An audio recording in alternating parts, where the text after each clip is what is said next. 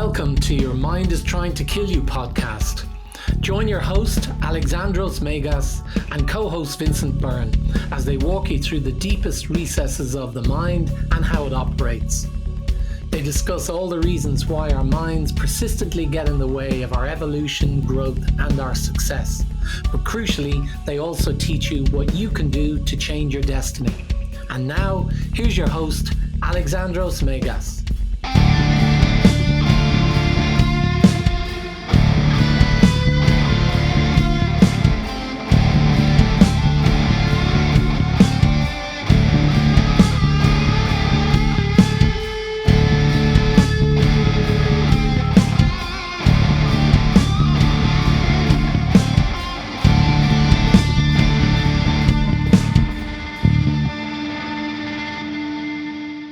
Well, hello and welcome to the 41st episode of the Your Mind is Trying to Kill You podcast. I am your host, Alexandros.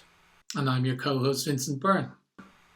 And today, at the time of this recording, we are one day or just a few hours away from the amazing solstice event and the aligning of the stars, Jupiter and Saturn. And I think that as we are coming to the end of this year, a very tumultuous year, a very traumatic year, scary, and filled with uncertainty, it would be a good idea to recapitulate exactly what happened and perhaps get some insights from what happened that hopefully can help us project into the future and get a better understanding, a better response in the future whenever we get caught in the headlights, so to speak, as it has been with most of us this year. So the phrase that came to mind is be careful of what gets through the cracks, which is to say there are a lot of things that happened this year and that are still happening that took the vast majority of the people by surprise in a similar fashion that when a deer gets caught in the headlights behaves, which is it freezes. It cannot respond. It is cooked.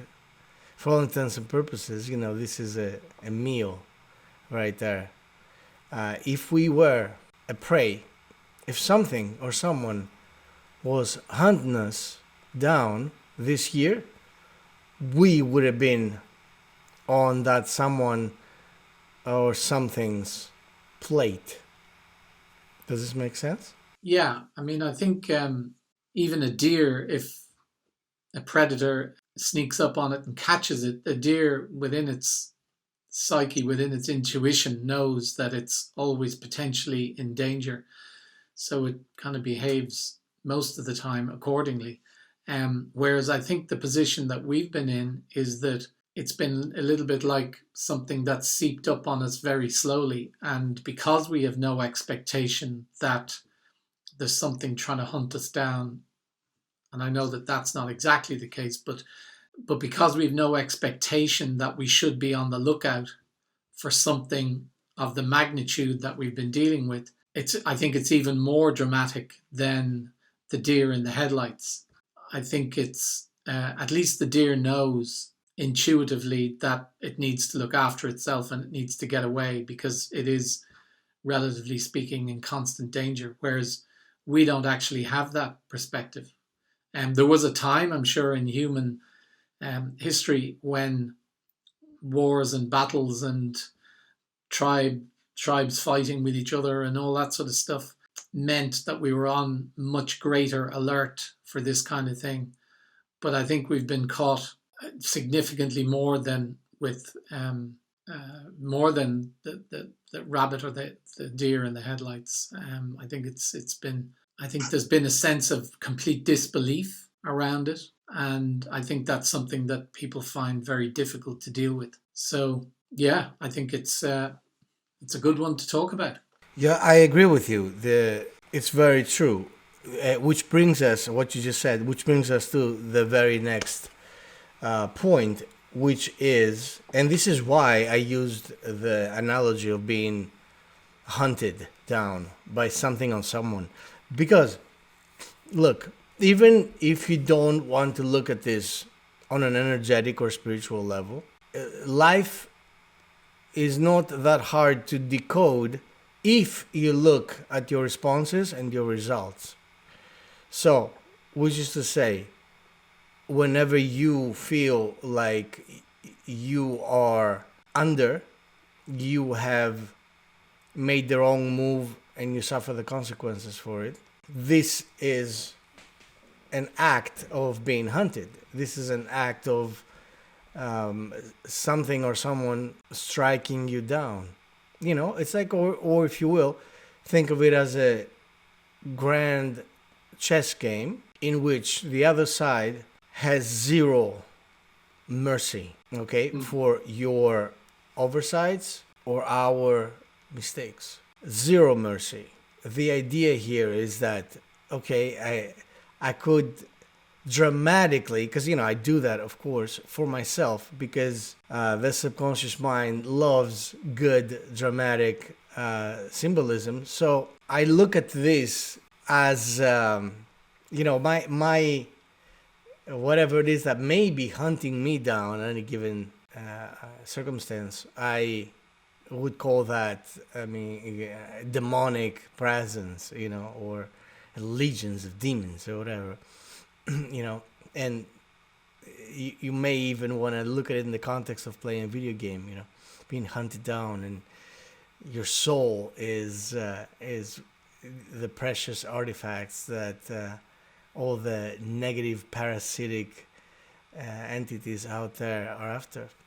So whether you want to look at it like that, or whether you want to look at it in a totally 100% practical level, which is to say, on a pure survival level, the point remains the same.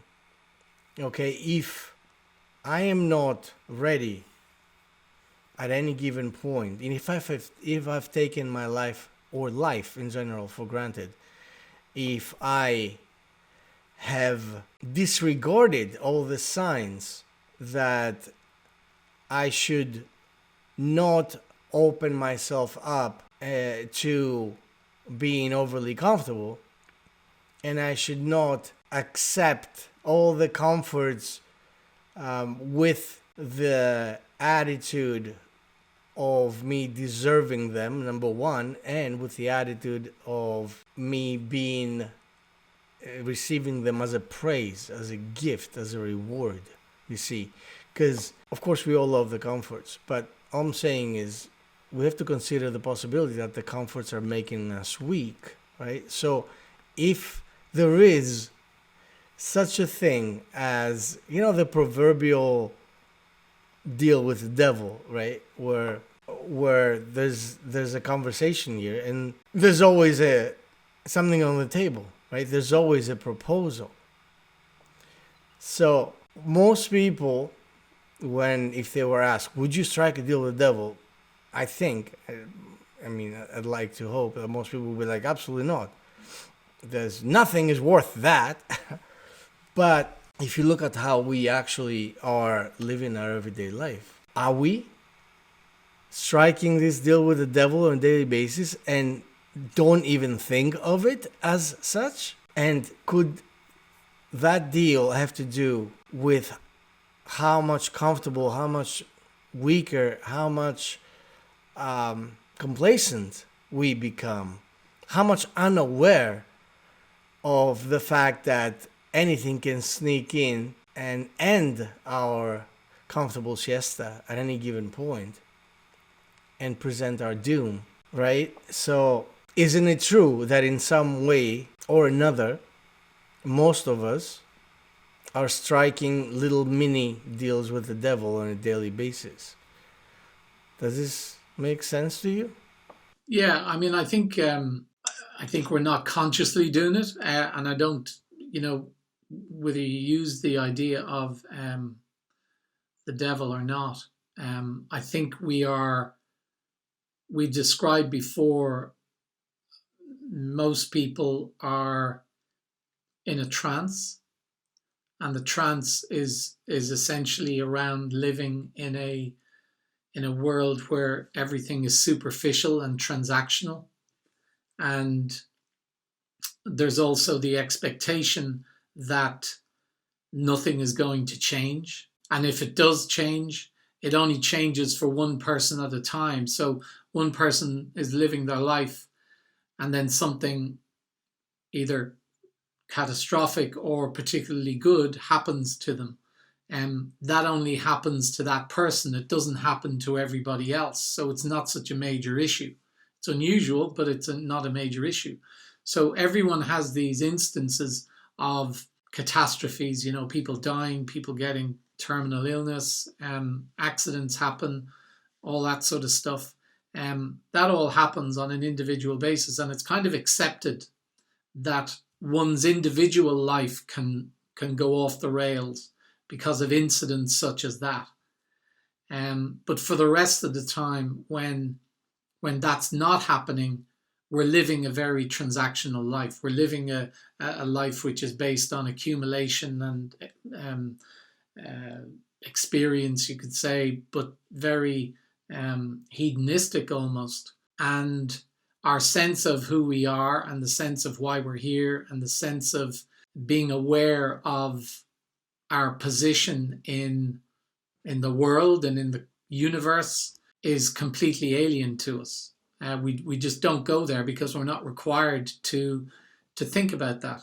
And because of that, when events happen such as what happened this year, or, you know, when the last catastrophe happened, you know, that was worldwide, that was probably the Second World War, when there were so many people involved. It's something that happens rarely, and what we want to do, our natural reaction, is to have it go away, and we can get back to, inverted commas, normal as soon as we possibly can, because that's us being in our comfort zone. So I think we're always trying to get back to our comfort zone, and I think the what you describe as the deal with the devil is more of an unconscious thing, because we've effectively sold out a long time ago to the idea that all we need to do is keep ourselves superficially happy, and we don't need to scrape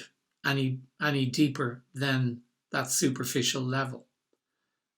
So once we've a job, once we're earning, once we've accumulated possessions, once we've a home, once we've can feed ourselves, once our kids can go to school, and that cycle continues, and then we try to prolong health and we try to prolong beauty, and that's really it. That's the train track that everyone consciously or unconsciously follows. So when, you know, a massive train comes in and hits you from the side, as happened this year to not just one person but to everybody, it is no surprise that everyone is caught completely unawares and are shocked and surprised that how something like this could happen, and also bewildered about what to do about it.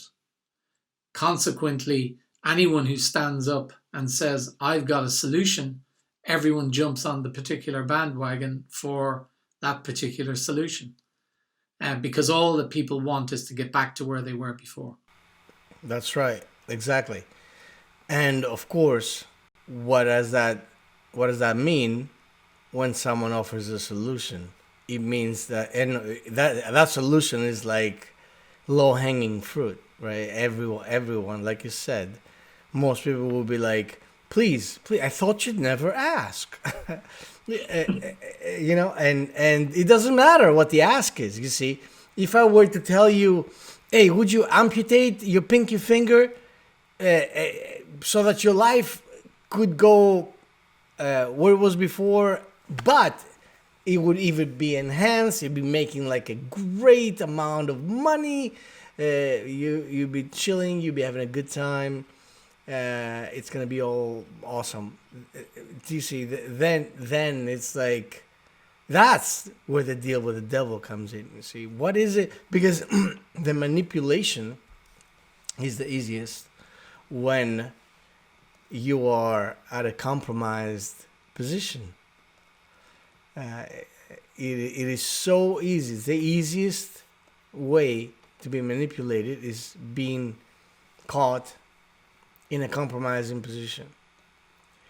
Yeah. The basis of blackmail. That's right. And of course, we've all even seen that, on movies and TV shows about politicians, right? Politicians that's like the most rudimentary example of something like that. The politician that gets caught, with their pants down, so to speak, or quite literally, and then they have to do things that they ordinarily wouldn't want to do, but now they do because they have no choice. They have to protect that which they think they need in their lives. In the similar fashion where a drug addict is going to go and commit crimes in order to secure their next fix. Well, you also get the same thing in the corporate world in particular, where people are, because of the threat of losing their highly paid job, because of threat of being fired, that people will essentially sell out to someone, the company, the CEO, whoever, who wants to take them in a particular direction, which is probably against their values and the way they would naturally want to go if the decision was left to themselves. I mean, we talked about it in the last episode. That's another form of blackmail, in the sense that you're weak to the point that you must go along with whatever the request might be. And hence the fact that we have the kind of corporate criminality that goes on in all kinds of areas of banking and pharmaceuticals and various other organizations. So this concept of being caught is something that is alive and is real. And I think it all comes from a place where people feel so weakened in terms of what they can do themselves, that they feel they need to depend or to put all their eggs in the basket of the job or the politician or the doctor or whatever, that person of authority that they're actually sitting in front of at the time. They are so lacking in confidence and awareness about their own power and ability that they feel they must rely on these other people and follow what they say, follow what they do, because they will save them. And I think that's the tragedy of the sleepwalking that most people are doing now, and have been doing for years and years, because that keeps everyone in the proverbial comfort zone. If everyone follows the leader, as it were, and doesn't have a thought of their own, doesn't have a sense of curiosity and questioning of their own, then they're just going to follow like sheep. And on that basis, if someone is leading them astray, then they will go astray. That's right. And brilliantly put. And the funniest part here is that you just mentioned that following people and groups around like sheep. The problem is it gets even more insidious, because not only are they following like that, but they're following the wolf. You see, they're not even following the shepherd.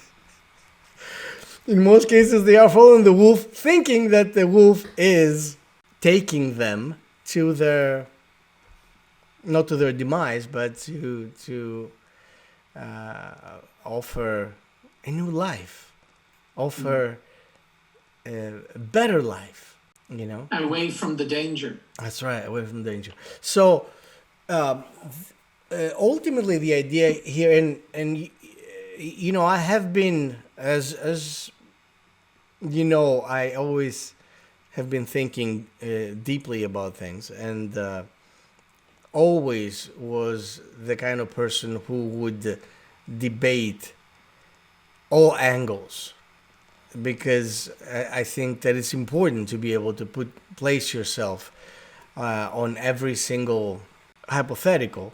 So in other words, if I were, let's say, I don't know if that ever happened to you, like you watch a movie, have you ever sided with the villain, you know, as opposed to the good guy, you know? I have, and I actually do that from time to time as a way of training myself to be empathetic, because if you don't understand what the character's motivations are, then you've missed the whole point. And this is what provides great education. This is, of course, what every great actor has to do. You see, like if was it Joaquin Phoenix playing the Joker? He I'm sure never had to question the morality of his character, because he feels 100% justified in that. So even though, like I said, I've played both sides over the years, I have come to understand that there is and in some cases there are absolutes, and there is that thing that we call right and wrong. And that thing that we call right and wrong, we all know what it is. But a lot of us, and I mean, we've all been there at least one time in our lives, where we would make excuse, you know, be like, yeah, I know that it sounds like, you know, not the most moral thing to do, or I know it sounds like it's not the right thing to do, but I had no choice. Right? I'm sure you found yourself there. I know I have. I had no choice. So, but when you put yourself in that situation, what do you give yourself? A get out of jail free card. You justify your behavior, and you allow yourself to step into some form of decay, you know. And when decay starts, and we can see that, of course, on a physical level as well, very easily.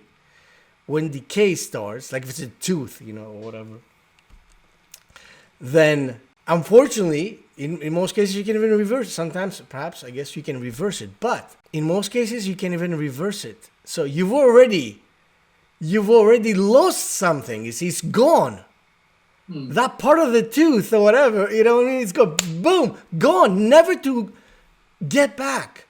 If you're lucky, you can scrape it and patch it up with some other bullshit and pretend it's okay. But you're not that person anymore. You see, you're not whole. You have lost your innocence. And it is important for all of us to realize that this society that has been so good at preaching moral relativism to us over the years, it's been luring us into our own demise. And that, you know, there's always, we talk about that so many times, there's always someone to benefit out of our demise.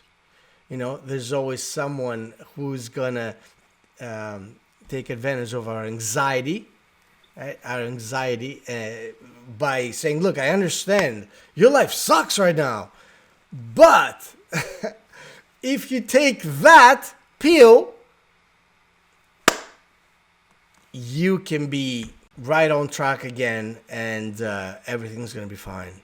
So don't worry, I got your back." So there's always, when we are derailed, when we are off balance, in a similar fashion, where, like an Aikido or Jiu-Jitsu practitioner, right? What do?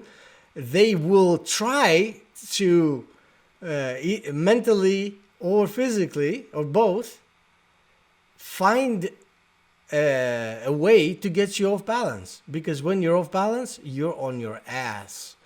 Like, yeah, you know what I mean? So, but that balance is not just physical. It's not just, when someone is attempting to beat you up, but it goes way, way deeper, more insidious than that. And it happens on a daily basis. And the worst part about it, as you said before, is that it goes undetected. It's like when I can hunt you down and start, like like in a vampiric kind of fashion, you know what I mean? Like a mosquito, suck a little bit of your life force, at any given point, without depleting you visibly enough so you can be like, wait a minute, what the fuck is going on here? Something is wrong. No, but you see, if you can get sedated with all the things comfortable, as you mentioned, because the idea of the comfort zone, as you know, gets presented and thrown around a whole lot by people of motivational incline, and people that are, of course, coaches and so on and so forth. You know what I'm talking about, because you are one. So when you find yourself in a situation of comfort, you need to understand what has happened to you. Because when you're lounging, comfortably, and you're having a good time, watching TV, you're drinking a beer, and but there's something you need to do. It's like the chickens don't have water. You have to take care of something. You know what I mean? Like you have to do your laundry, man. You have to clean your house. But guess what? I can always do that later. I don't have to do it right now. I mean, I need to rest, man. Rest is important.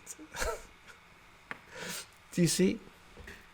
It is so easy to be lulled into submission when it comes to this or that. And this is exactly what the comfort zone is all about. I think it's also particularly insidious because the comfort zone and all the things that represent it are things that are perpetually put in front of us by the advertising, but advertising on behalf of the people who are selling products and experiences, etc., which is all about, this is how I can bring you back to comfort. This is how I can take you away from pain. And because we always see ourselves somewhere on that continuum of pain to pleasure, and we're always trying to move as far to the right, to the pleasure side as possible, because the comfort zone, where we don't apparently have any worries or troubles, is what's presented to us as something that we should be aiming for, and that society says we should be aiming for it. So it's very easy to get lulled into the idea that if you are in that place, that it's a really good thing. You've actually done pretty well. Whereas we know that if you are conscious enough and aware enough, you know that it's actually the opposite is the case. That the comfort is okay. It's okay to rest, but you rest on your way to moving forward. And unless you have something to move forward for, then you effectively stagnate. And I think stagnation is probably a good word for the situation that the world, humanity finds itself in, and why it was caught with its pants down over the past year with what has happened. Because we've given over. I mean, I know that people have turned their back on conventional religion to a great extent. There were some aspects of that, of those religious practices, which would cause you to reflect and consider where you're at, and to consider things other than the creature comforts that we long for. But with abandoning all of that, most have no concept of spirituality, energy, or self-empowerment. Again, something that we champion here in pretty much all of the episodes we've done. This idea that we have this power within us. People just don't believe it. They you know, when I have a problem with my indigestion, I pull out my antacids, and then I can go on eating until I fall down again, because my antacids will take away the pain of that. And that's the way that we operate on all levels, not just about food, about exercise, about self-reflection. It's it is sleepwalking. That's right. Exactly. So it is, and of course, the average person listening to this would be not listening to this, but anyone who actually is listening to this because is interested to find out who they really are, because what else is there if you're not interested in that, they can totally see this kind of progression, the fact that the avoidance of pain has become a fetish in this society. Not only has become the right thing to do, but anything that will threaten that the comfort, we're talking about the comfort zone, anything that actually threatens the comfort zone is perceived as a bewildering circumstance that is there to destroy our way of life. You see, what is it? What do they call it here in the I don't know, prosperity or whatever it is, the pursuit of happiness.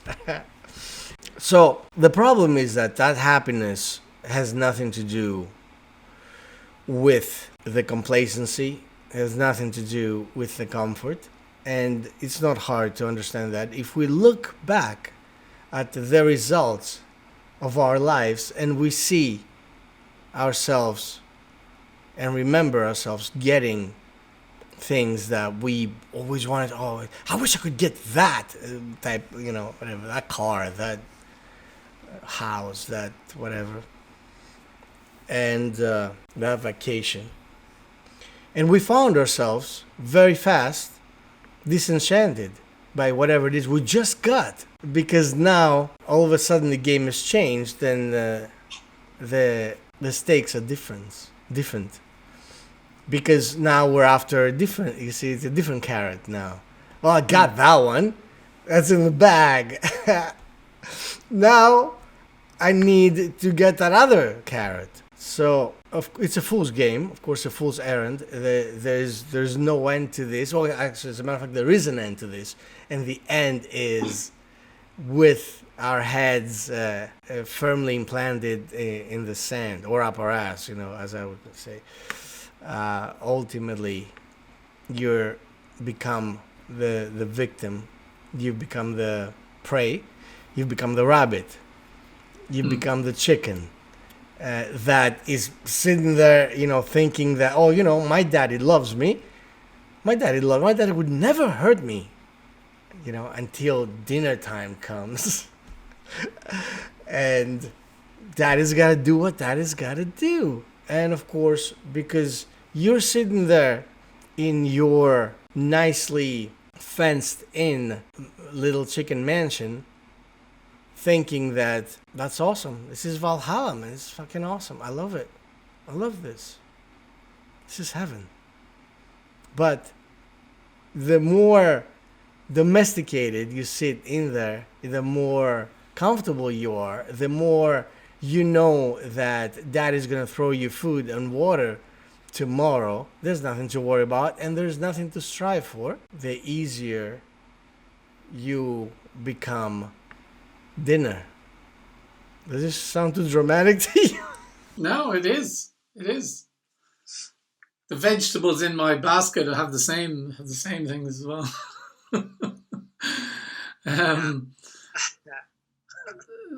Look, absolutely. I mean, it's a bit like, I know it's kind of a made up thing, but it's a bit like the story of the frog in the pot of water. You know, where we're sitting there and the water is heating up gradually, and then if it was hot and stingy, it would have jumped out, but it didn't, because it just happened over a long period of time, and ultimately the frog gets cooked, and that's really what's happening, because we're so focused on all of the superficial stuff that we've become used to. Like, we don't have to worry about survival anymore. And it's not that long ago when survival was an important aspect of what we have to think about.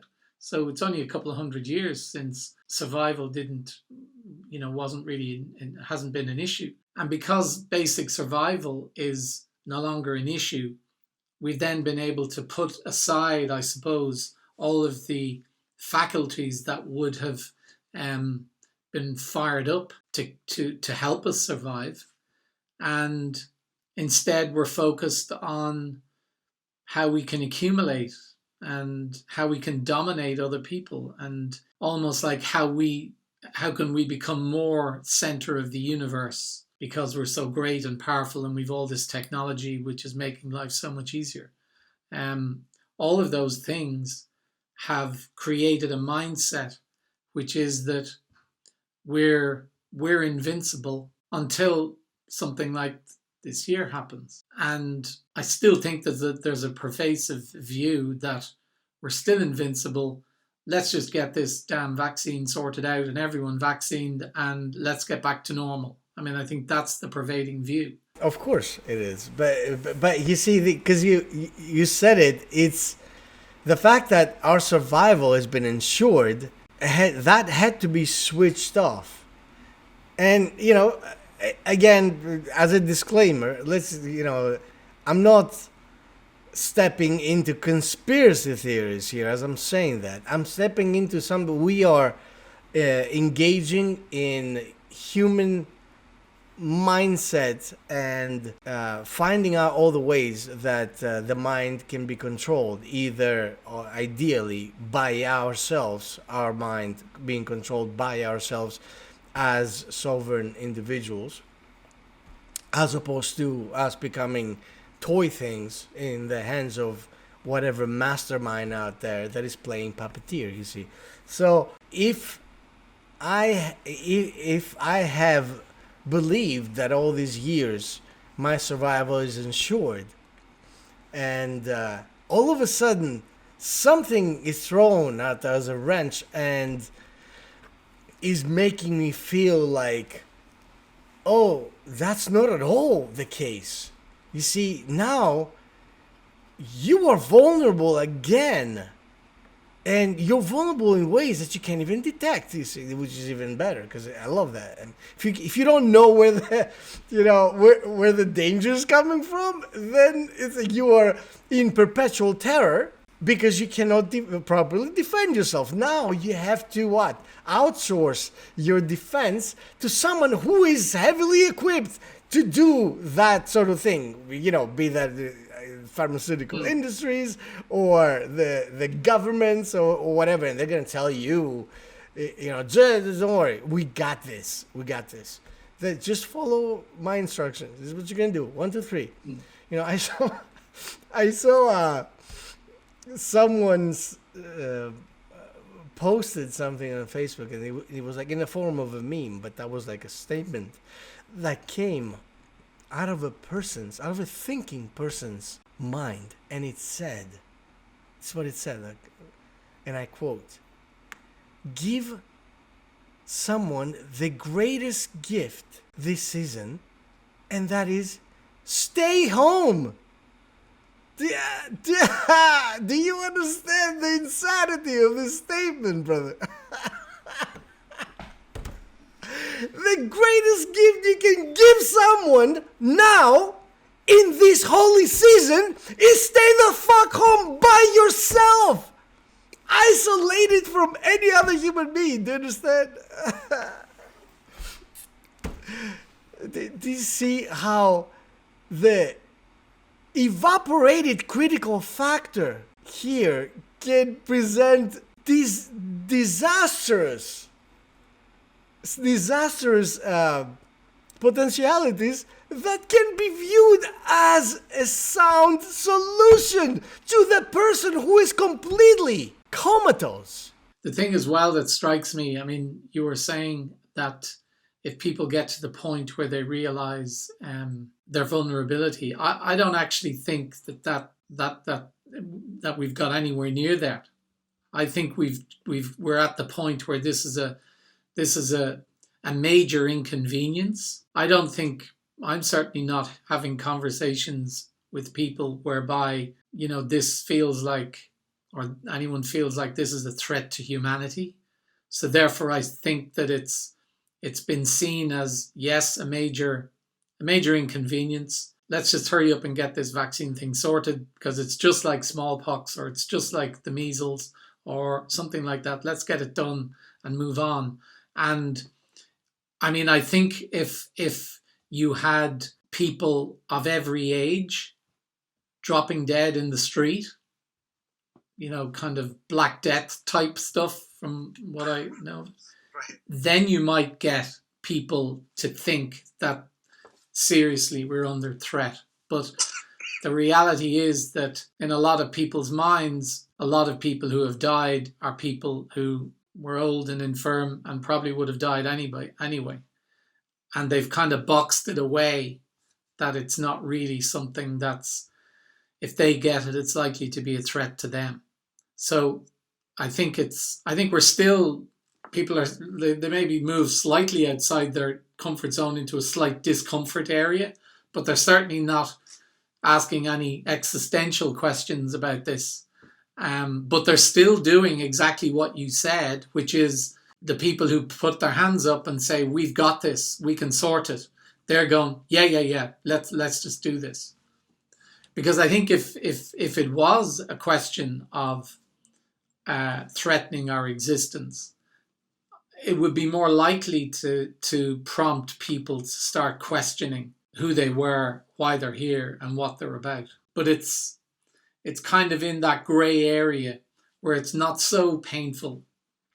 It's just inconvenient. And so therefore people are not going to that place. No need to fire up the whole survival stuff. Those faculties can still stay dormant because somebody else is going to solve it for us.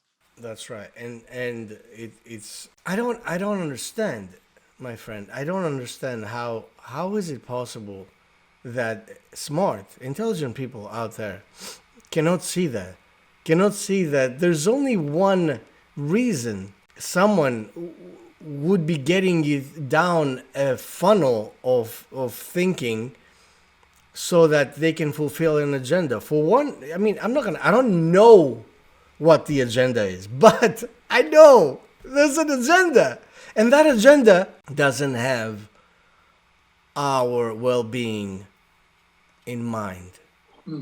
I think there's also a naive belief that despite all of the evidence to the contrary, that people wouldn't do that. Now, people over the other side of the world with, different complexions and different colorings and whatever, they might do that. But there's a delusional mindset around, which is that, and I think it's a white thing. Maybe it's a Western thing, but whereby we don't actually believe that people will shaft us. And even when they shaft us, it was, well, they were, they were the bad penny. It's just that all of the evidence there is of people doing it time after time in industry, in medicine, in all kinds of areas. People still don't get it. They don't get the fact that in these environments there are people who will make decisions that will be for their own interests.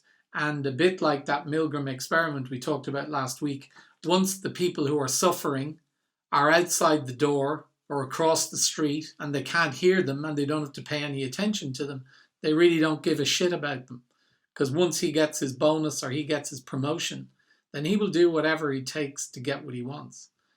And whether it's on the basis of, a handful of people trying to create a new world order or whatever else their agenda may be, the fact is that it is well within human capacity for people of our race, of our religion, of our educational standards, etc., to be nasty, evil bastards. And there are lots of them about. Even though they, a little bit like the point you made earlier about the fact that, if you do something that you know is wrong, but you will justify it to yourself, that's what these guys will be doing. They will be justifying their behavior to someone, to themselves if necessary, in order to excuse themselves for whatever it is they're doing to us. And it's going on all the time. Yeah, and ultimately, because I see, like in the political arena, you see, people seem to be a little more fragile with like human rights and things like that. You know what I mean?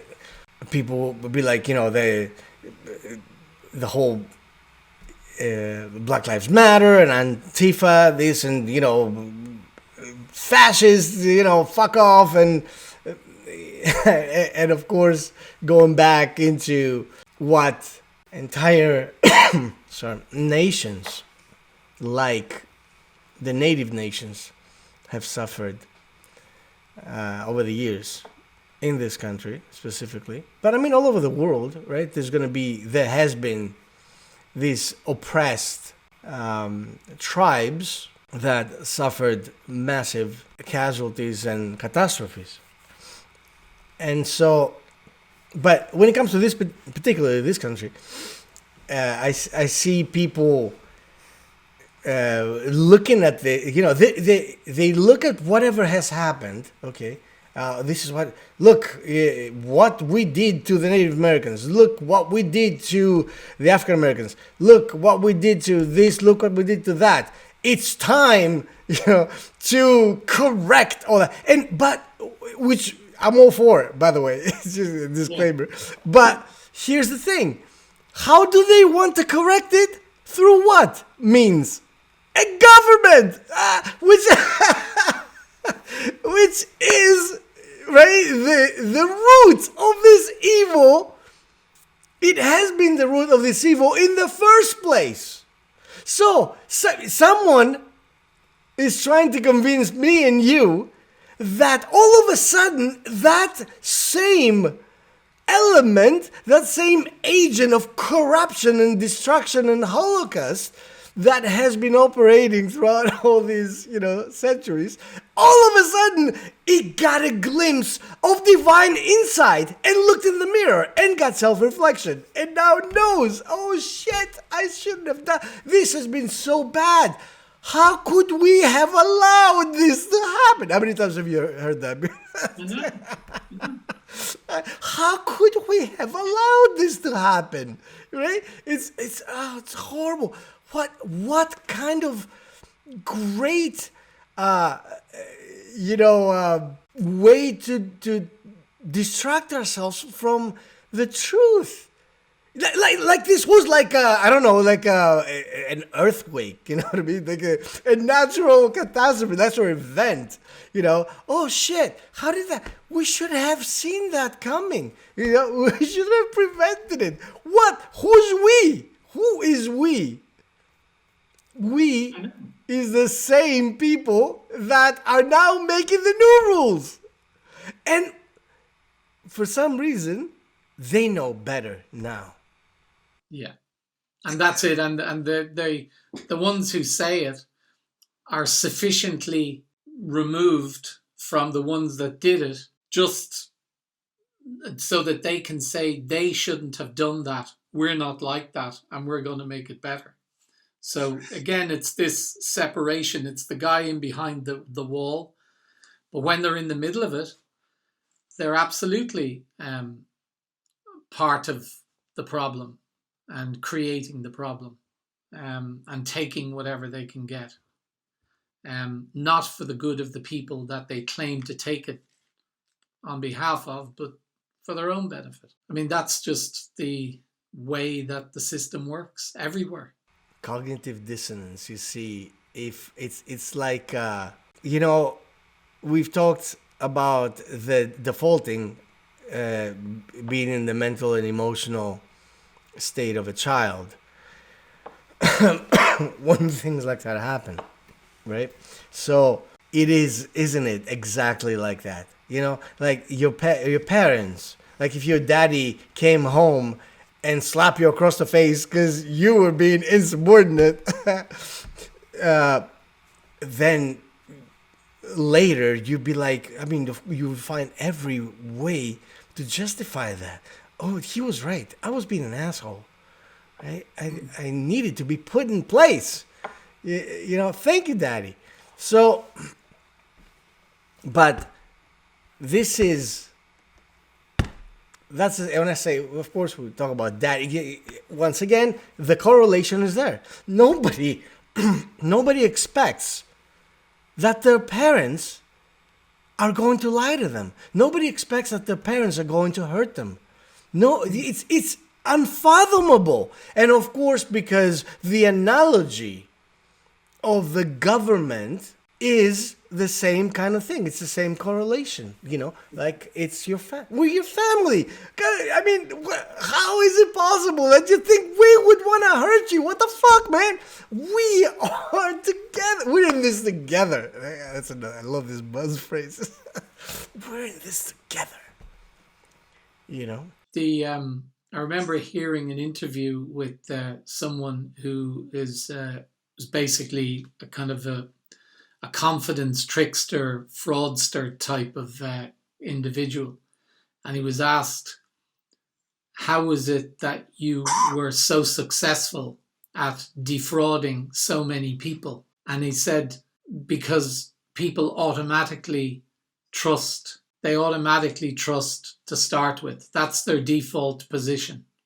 And the only way that they start to distrust is if they've been screwed over, not just once or twice, but multiple times. And they realize potentially what might be happening at that point. Because there would be stories of people who, even though they gave, you know, this guy money and didn't feel great about it, and then they came back and they gave more money, and then they came back and gave more money, that it was only either when they realized they had no money left that they suddenly went, shit, I've no money left, I'm after giving it to all this guy, and then all of a sudden the penny drops, or something happens that someone comes in from the side, finds out about it, and then points it out to them, and then they feel stupid, and then they get antsy about it. So we naturally have this sense of wanting to trust people.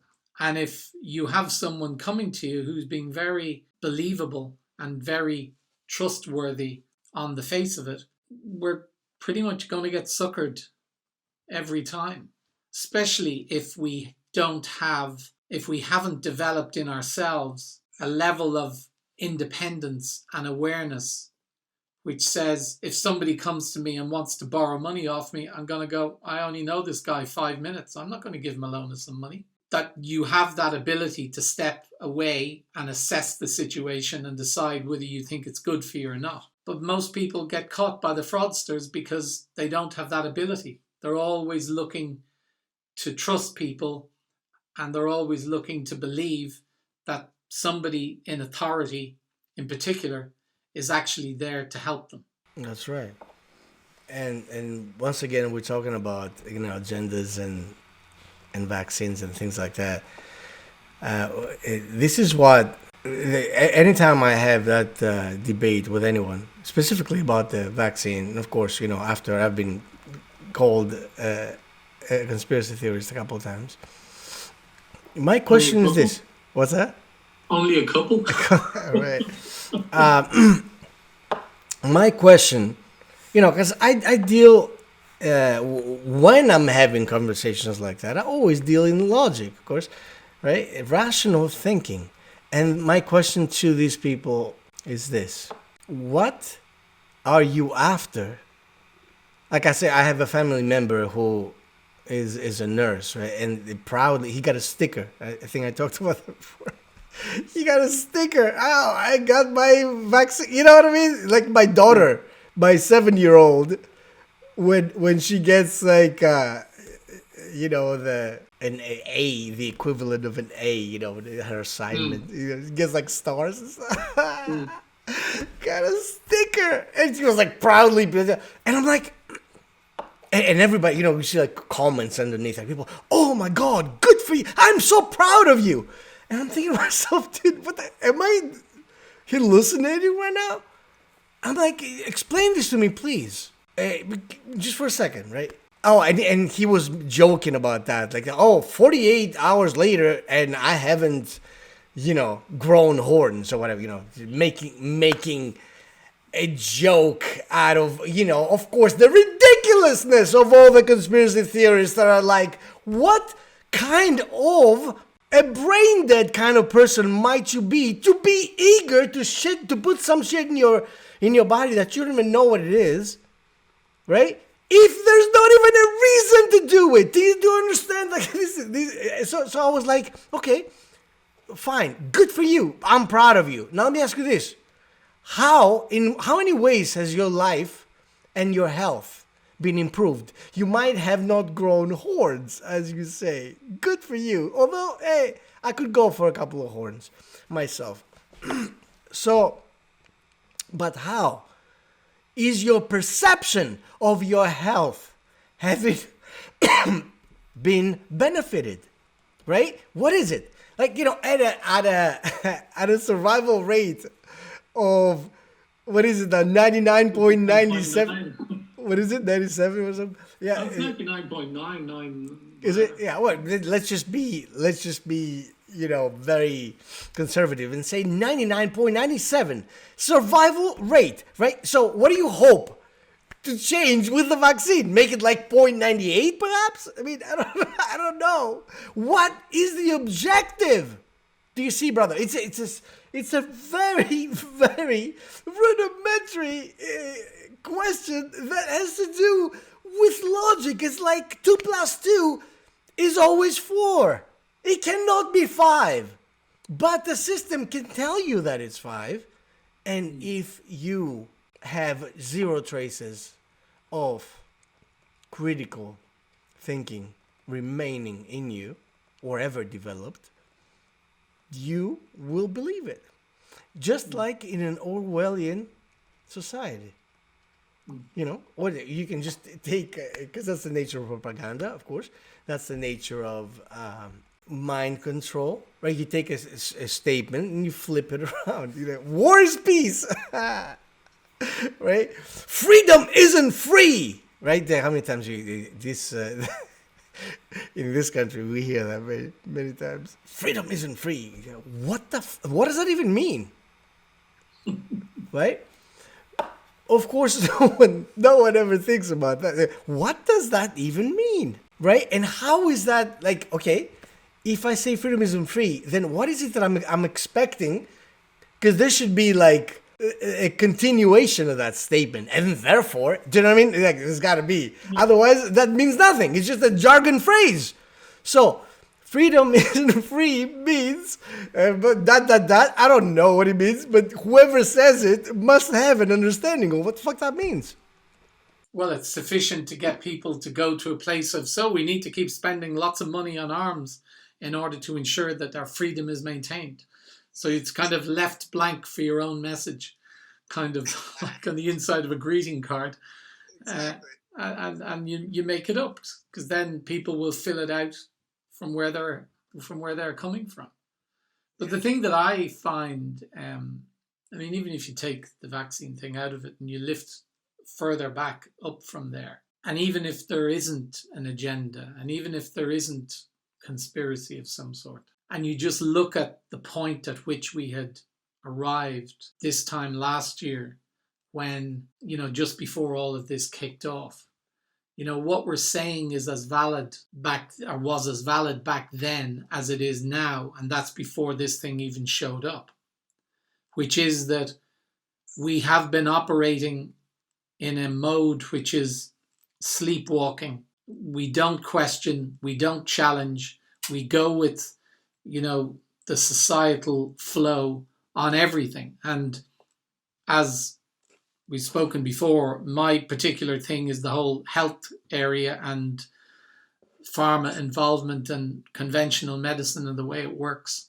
It's like people, with the best intentions and the best will in the world, going and putting themselves into the hands of these people who, most of them in terms of speciality, have zero empathy. You would have thought one of the things that was required when you're in the healing and helping and that kind of area. And yet we walk mindlessly and blindly into their hands and effectively say, I cannot do this myself. I have to go to someone and pay them a lot of money.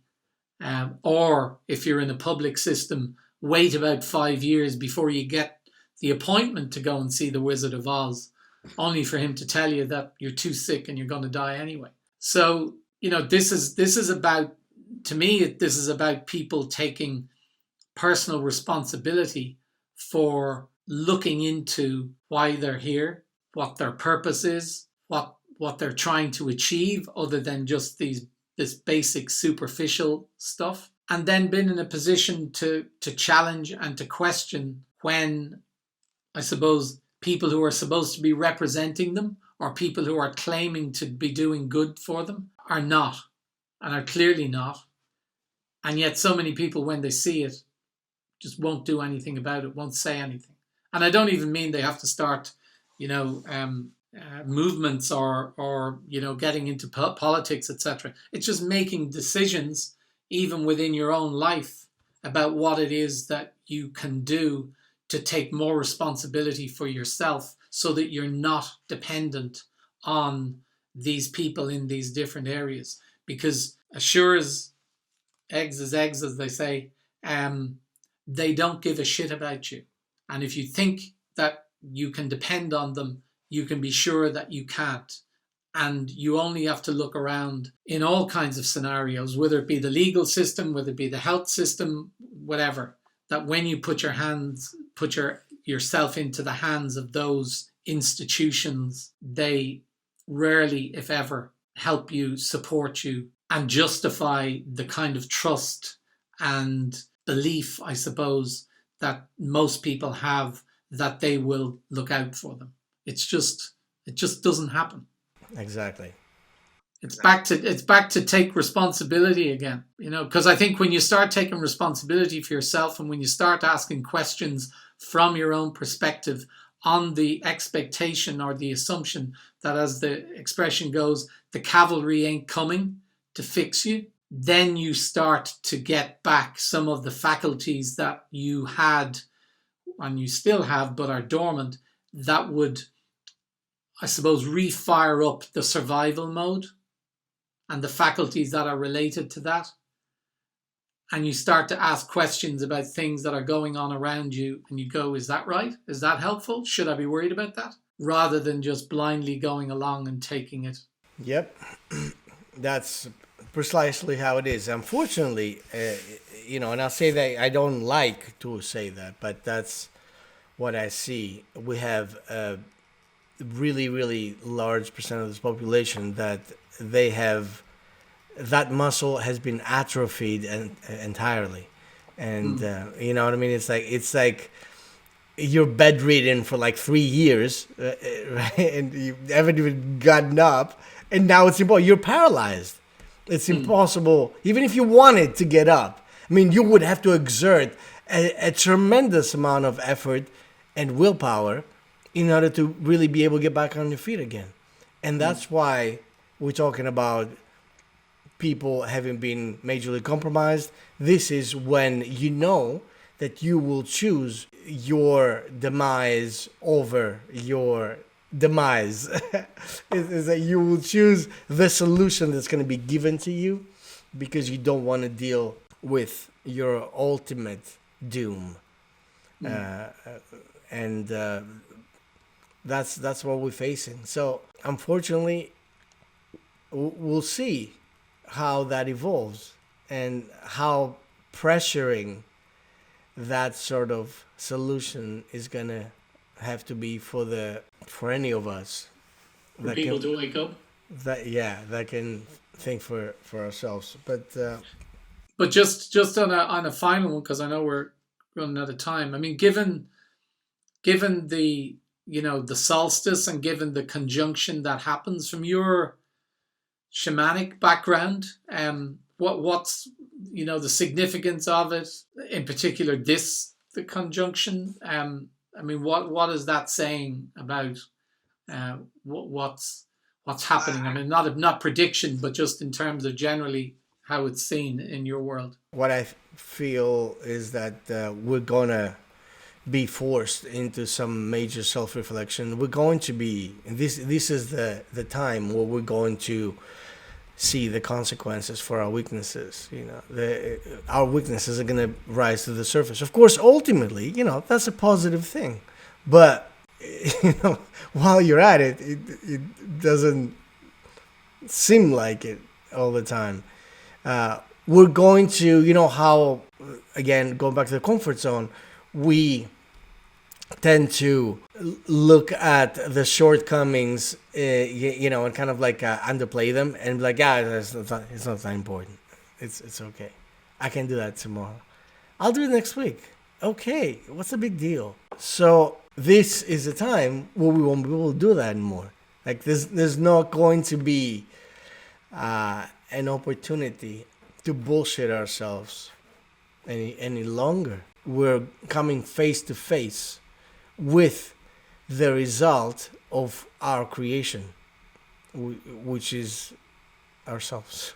So do you think as a general, I suppose a general line to be drawn from that is that while we're going to have to face the consequences of our own bullshit, does that mean that on a wider level, on a more global level, that the consequences of the bullshit that has been fed, that will be exposed as well?